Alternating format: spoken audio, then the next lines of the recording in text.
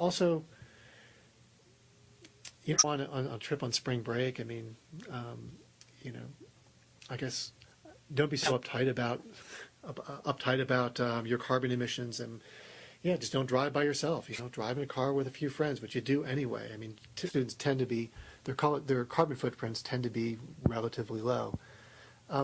So it's also a good time though to really you're in a community with other smart people. You've got a little bit of time on your hands. I know you're busy, but you've got a little bit of time on your hands. It's a good time to kind of learn how to join a group, to work with a group on a project of common interest, and figure out who has what talents, who's good at, sort of the good sound bites, and who's good at the organizing stuff, and who's at handling, maybe the fundraising, and who's good at representing the group to administrators, and who's good at sort of representing the group to other students.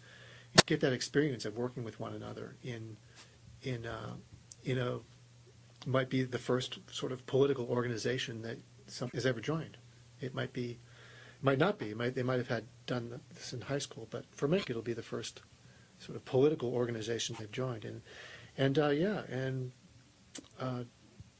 Don't limit yourself. It might be to Washington, D.C. to visit senators' offices, or up to Olympia to visit with state legislators, and to do things and to sort of let your voice be known that way. I think that kind of thing does matter. Do you see the grassroots organic activism actually facilitating change, or rather being symbolic of the change we want to see and adding pressure to larger political bodies to make that change, but they in themselves really make a difference? I think they do make a difference. I mean, I think that quiescence on campus reinforces the status quo. I mean, it doesn't just, it's not, quiescence isn't neutral. Quiescence reinforces the status quo.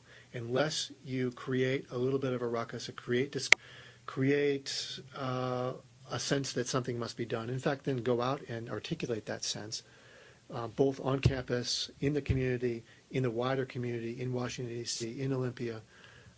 That's the only way that there is going to be the kind of movement that Americans want on climate change. And you can't rely on others to do it. If there isn't activism on campuses, you can't really expect there to be activism elsewhere. Well, thanks a lot for talking to me today, Phil. You're welcome.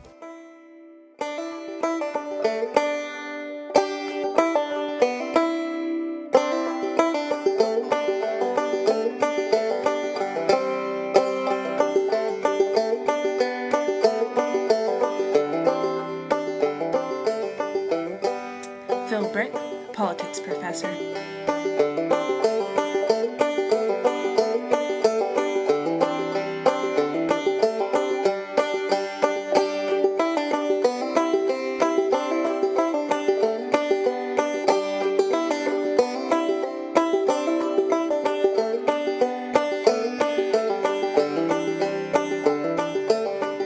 Listening to the Whitman Environment on KWCW 90.5 FM.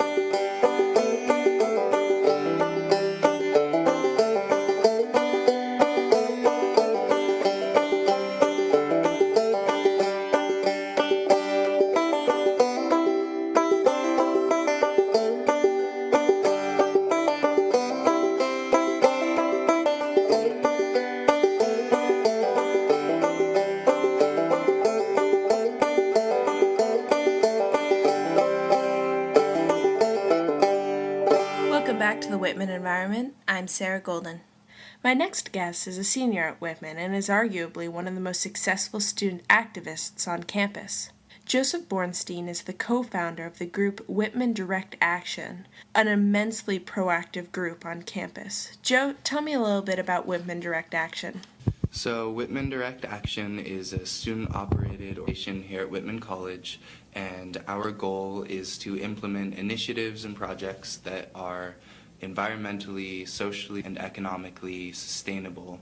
And the goal of these projects is to help empower marginalized communities. So it's, a different organization that is sort of its goal is environmental and social justice. How did Whitman Direct Action start? Whitman Direct Action's beginnings, before we fully developed the title of an organization, started with a project called the Build a House Project, in which one of my friends passed away in Nicaragua, and that led to a desire to build a home for the family who was left behind destitute.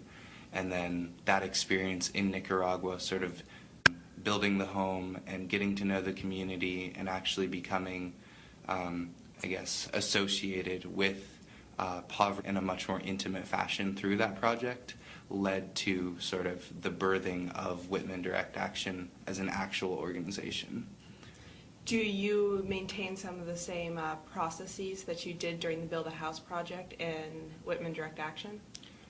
Yeah, so that project, stemmed from a desire to help a family that is a marginalized family in a position of economic hardship, and to provide them a long-term, socially, economically sustainable, livelihood through that project. And so that sort of was the groundwork for developing our mission statement, and also we did a lot of grassroots fundraising, which has sort of been building an organizational history of understanding how to do fundraising as such. So it's been an instrumental part of our organization. Right, and that's what I was referring to, the processes, because I know with that project, you just did an unbelievable amount of work, an unbelievable amount of fundraising. Have you stayed up on doing that kind of work and fundraising for the projects you do now? So we've been trying to, we've definitely used the experience that we gained from that to help inform the fundraising projects that we do now, but we're still trying to find our sort of niche for how we want to do fundraising, because there's also grants that we can apply for that, depending on the project we're doing, maybe we are eligible for certain grants. Also, the school is a potential funder. So, we definitely use our fundraising strategies that we gained from the Build a House project and implement those, but we're still, formulating our general approach to getting the money to do the projects that we want to follow through on. What projects have you done since Build a House? There's been the Central American Biodiesel Project, which was a biodiesel project that we held 2 conferences in Central America and helped found 2 biodiesel resource centers in Central America, as well as worked with some cooperative communities. And then there was the Sadhana Clean Water Project just this spring of '08, where we held a conference and held a study group in Mumbai, India, was where the conference was, and the study group was in the Kolwan Valley of India, to try and understand the socio-political impediments to doing development projects in that valley in the first place. Do you have any projects on the docket right now? Right now we're in the process of determining what project we're going to be doing for '08-'09. And there's a couple proposals. One is to do a microfinance project, collaborating with an organization in probably Uganda is the country site that has been chosen by 2 first years, John Laranger and Melissa Rhodes. And then there's also the development of possibly starting a literacy project, which would be, we're still figuring out what that might be, possibly founding like a library in a community, or bringing technological literacy through laptops, or I don't know. We still have a couple months to figure it out, but those are sort of the 2 ideas that we're in the process of seeing what we think about.